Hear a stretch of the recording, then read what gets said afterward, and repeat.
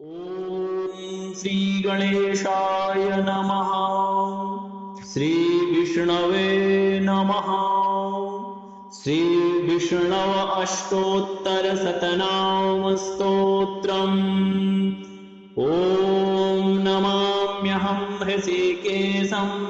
केशवं मधुसूदनं सूदनं सर्वदैत्यानां नारायणमनामयम् जयन्तं विजयं कृष्णम् अनन्तं वामनं तथा विष्णुं विश्वेश्वरं पुण्यं विश्वात्मानं सुरार्चितम् अनघं त्वघहर्तारं नारसिंहं श्रियप्रियं श्रीपतिं श्रीधरं श्रीदं श्रीनिवासं महोदयम् श्रीरामं माधवं मोक्ष क्षमारूपं जनार्दनं सर्वज्ञं सर्ववेत्तारं सर्वेशं सर्वदायकं हरिं मुरारिं गोविन्दं पद्मनाभं प्रजापतिम् अज्ञानज्ञानसम्पन्नं ज्ञानदं ज्ञानदायकम् अच्युतं सबलं चन्द्र वक्त्रं व्याप्तपरावरम् योगेश्वरं जगद्योनिं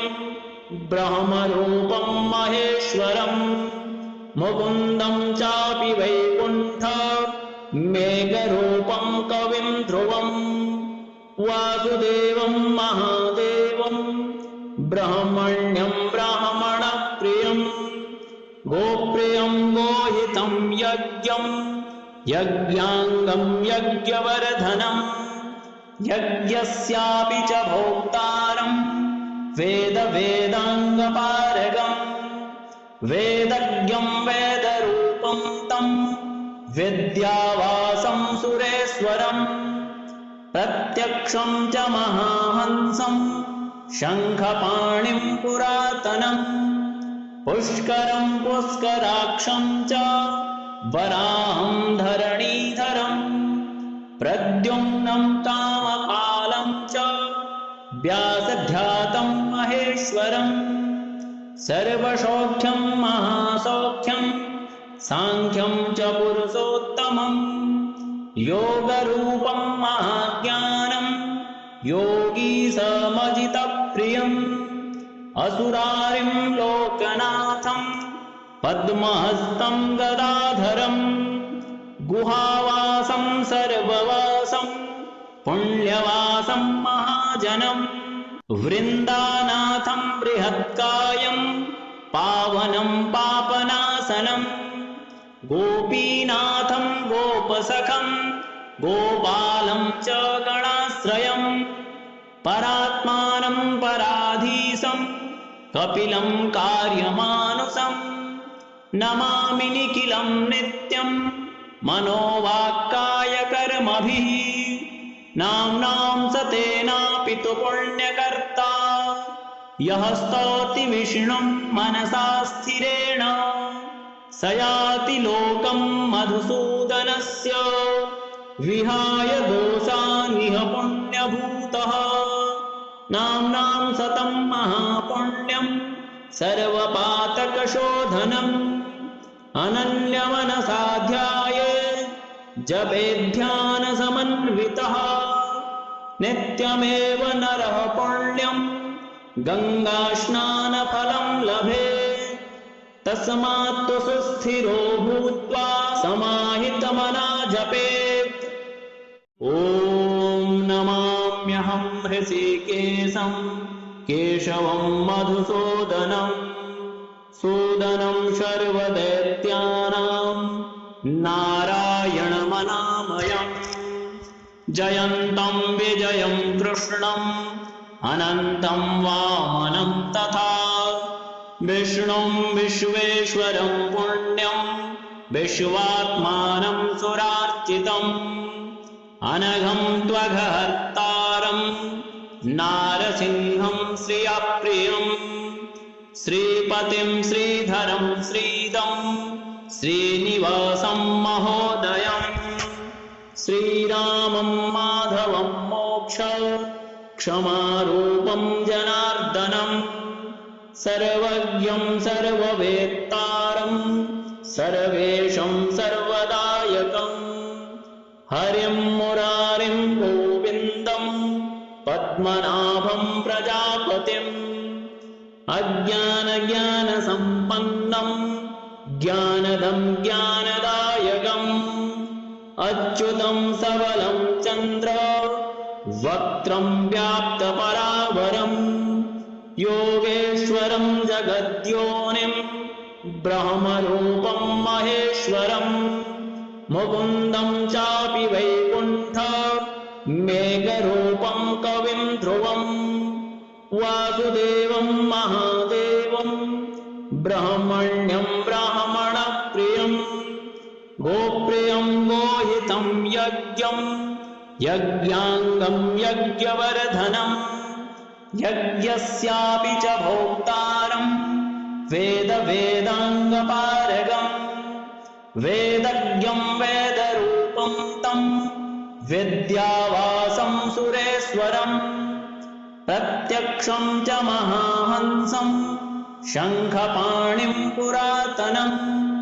पुष्करं पुष्कराक्षं च वराहं धरणीधरम्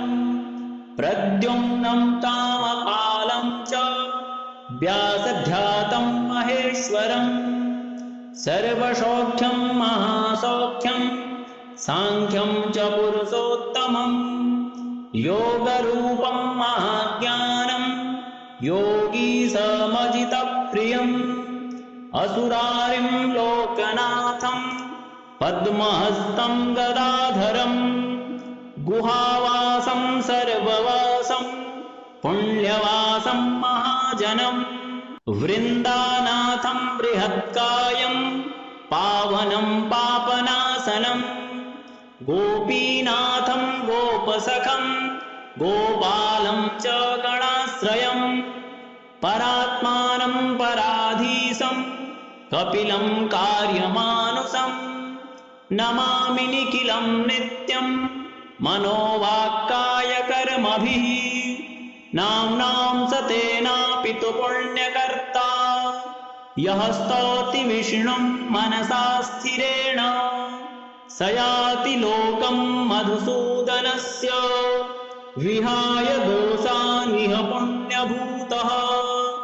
नाम्नां सतं महापुण्यं सर्वपातकशोधनम् अनन्यमनसा ध्याये जपेध्यानसमन्वितः नित्यमेव नरः पुण्यं गङ्गास्नानफलं लभेत् तस्मात् सुस्थिरो भूत्वा समाहितमना जपेत् ॐ नमाम्यहं हृषीकेशं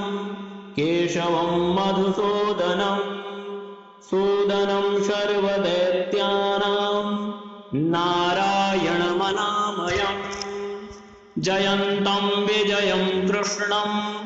अनन्तं वामनं तथा विष्णुं विश्वेश्वरं पुण्यं विश्वात्मानं सुरार्चितम् अनघं त्वघहर्तारं नारसिंहं श्रियप्रियम् श्रीपतिं श्रीधरं श्रीदं श्रीनिवासं महोदयम् श्रीरामं माधवं मोक्ष क्षमारूपं जनार्दनम् सर्वज्ञं सर्ववेत्तारं सर्वेशं सर्वदायकम् हरिं मुरारिं गोविन्दं पद्मनाभं प्रजापतिम् अज्ञानज्ञानसम्पन्नं ज्ञानदं ज्ञानदायकम् अच्युतं सबलं चन्द्र वक्त्रं व्याप्तपरावरम् योगेश्वरं जगद्योनिं ब्रह्मरूपं महेश्वरम् मुकुन्दं चापि वैकुण्ठ मेघरूपं कविं ध्रुवम् वासुदेवं महादेवं ब्रह्मण्यं ब्राह्मणप्रियं योगितं यज्ञं यज्ञाङ्गं यज्ञवर्धनं यज्ञस्यापि च भोक्तारं वेदाङ्गपारगं वेदज्ञं वेदरूपं तं विद्यावासं सुरेश्वरं प्रत्यक्षं च महाहंसं शङ्खपाणिं पुरातनं पुष्करं पुष्कराक्षं च वराहं धरणीधरं प्रद्युम्नं कामपालं च व्यासध्यातं महेश्वरं सर्वसौख्यं महासौख्यं सांख्यं च पुरुषोत्तमं योगरूपं महाज्ञानं योगीसमजितप्रियम् असुरारिं लोकनाथं पद्महस्तं गदाधरं गुहावासं सर्ववासं पुण्यवासं महाजनं वृन्दानाथं बृहत्कायं पावनं पापनाशनं गोपीनाथं गोपसखं गोपालं च गणाश्रयं परात्मानं पराधीशं कपिलं कार्यमानुषं नमामि निखिलं नित्यं मनोवाक्कायकर्मभिः नाम्नां सतेनापि तु पुण्यकर्ता यः स्तौति विष्णुं मनसा स्थिरेण स याति लोकं मधुसूदनस्य विहाय दोषानिह पुण्यभूतः नाम्नां सतं महापुण्यं सर्वपातकशोधनम् अनन्यमनसा ध्याये जपेध्यानसमन्वितः नित्यमेव नरः पुण्यं गङ्गास्नानफलं लभेत् तस्मात् तु सुस्थिरो भूत्वा समाहितमना जपेत् ॐ नमाम्यहं हृषीकेशं केशवं मधुसूदनं सूदनं सर्वदैत्यानां नारायणमनामयम् जयन्तं विजयं कृष्णम् अनन्तं वामनं तथा विष्णुं विश्वेश्वरं पुण्यं विश्वात्मानं सुरार्चितम् अनघं त्वघहर्तारं नारसिंहं श्रियप्रियं श्रीपतिं श्रीधरं श्रीदं श्रीनिवासं महोदयं श्रीरामं माधवं मोक्ष क्षमारूपं जनार्दनं सर्वज्ञं सर्ववेत्तारं सर्वेशं सर्वदायकं हरिं मुरारिं गोविन्दं पद्मनाभं प्रजापतिम् अज्ञानज्ञानसम्पन्नं ज्ञानदं ज्ञानदायकम् अच्युतं सबलं चन्द्र वक्त्रं व्याप्तपरावरं योगेश्वरं जगद्योनिं ब्रह्मरूपं महेश्वरं मुकुन्दं चापि वैकुण्ठ मेघरूपं कविं ध्रुवं वासुदेवं महादेवं ब्रह्मण्यं ब्राह्मणप्रियं गोप्रियं गोहितं यज्ञं यज्ञाङ्गं यज्ञवर्धनं यज्ञस्यापि च भोक्तारं वेदाङ्गपारगं वेदज्ञं वेदरूपं तं विद्यावासं सुरेश्वरं प्रत्यक्षं च महाहंसं शङ्खपाणिं पुरातनं पुष्करं पुष्कराक्षं च वराहं धरणीधरं प्रद्युम्नं कामपालं च व्यासध्यातं महेश्वरं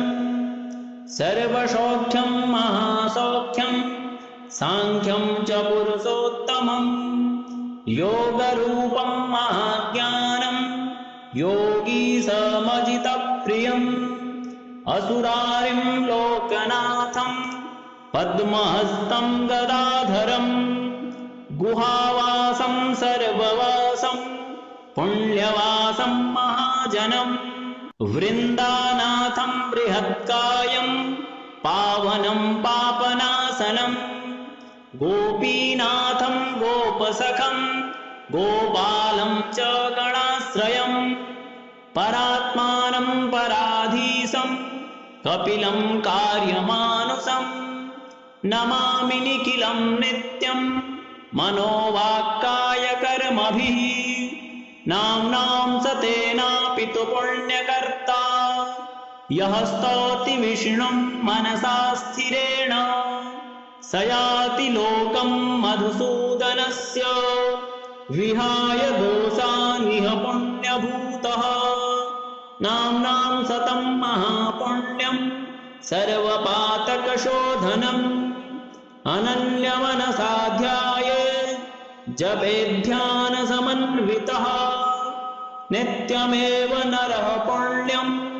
गङ्गास्नानफलं लभेत् तस्मात् तु सुस्थिरो भूत्वा समाहितमना जपेत्। ॐ नमाम्यहं हृषीकेशं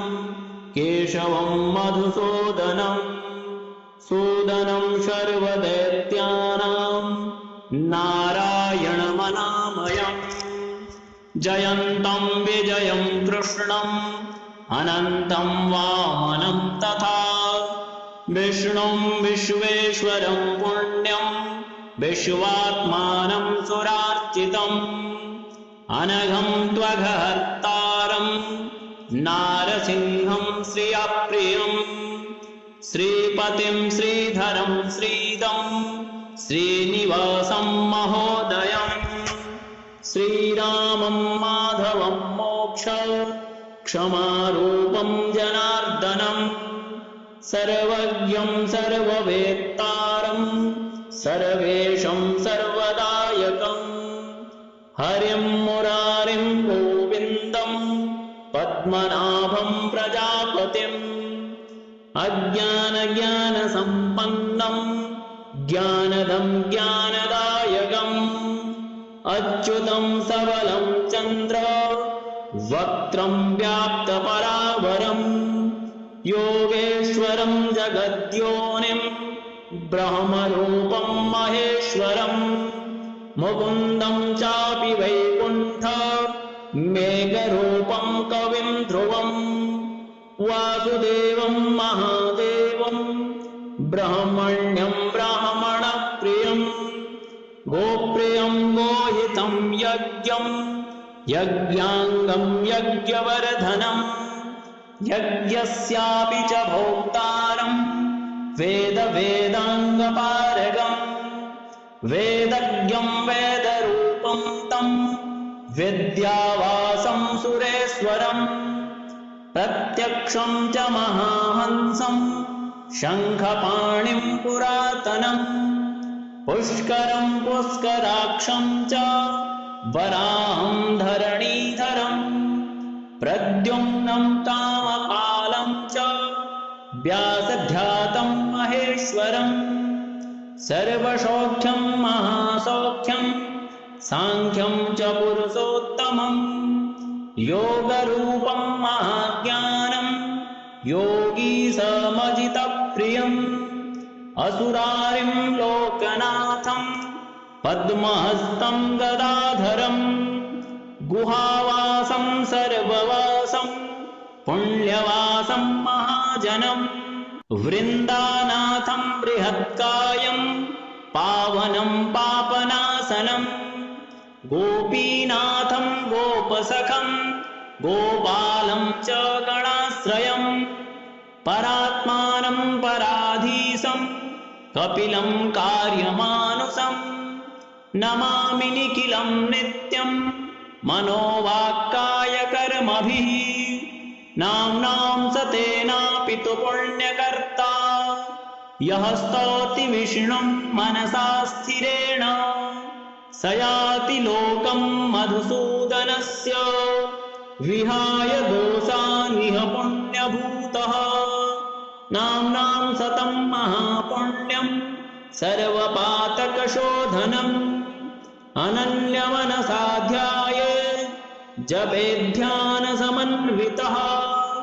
नित्यमेव नरः पुण्यं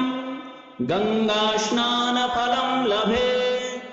तस्मात् सुस्थिरो भूत्वा समाहितमना जपेत्। ॐ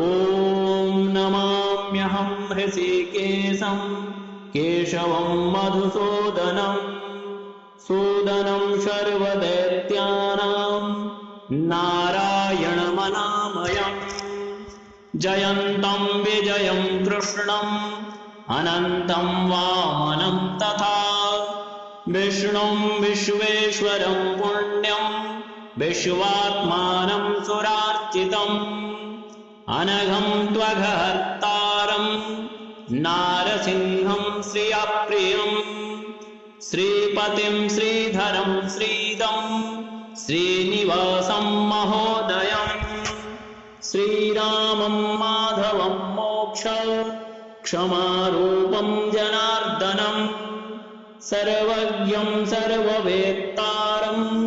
सर्वेशं सर्वदायकम् हरिं मुरारिं गोविन्दं पद्मनाभं प्रजापतिम् अज्ञानज्ञानसम्पन्नं ज्ञानदं ज्ञानदायकम् अच्युतं सबलं चन्द्र वक्त्रं व्याप्तपरावरम् योगेश्वरं जगद्योनिं ब्रह्मरूपं महेश्वरम् मुकुन्दं चापि वैकुण्ठ मेघरूपं कविं ध्रुवम् वासुदेवं महादेवं ब्रह्मण्यं ब्राह्मणप्रियम् गोप्रियं गोहितं यज्ञं यज्ञाङ्गं यज्ञवर्धनम् यज्ञस्यापि च भोक्तारं वेदाङ्गपारगम् वेदज्ञं वेदरूपं तं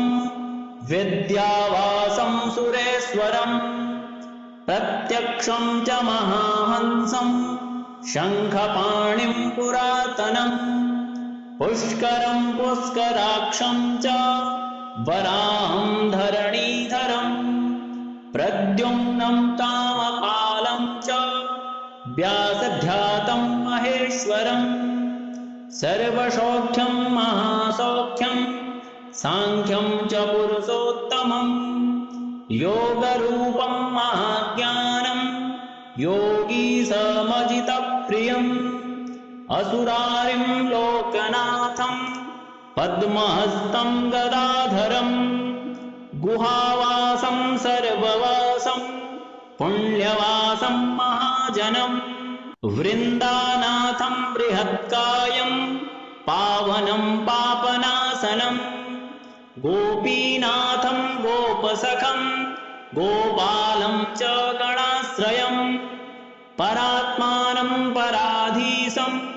कपिलं कार्यमानुषं नमामि निखिलं नित्यं मनोवाक्कायकर्मभिः नाम्नां सतेनापि तु पुण्यकर्ता यः स्तौति विष्णुं मनसा स्थिरेण स याति लोकं मधुसूदनस्य विहाय दोषानिह पुण्यभूतः नाम्नां सतं महापुण्यं सर्वपातकशोधनम् अनन्यमनसा ध्याये जपेध्यानसमन्वितः नित्यमेव नरः पुण्यं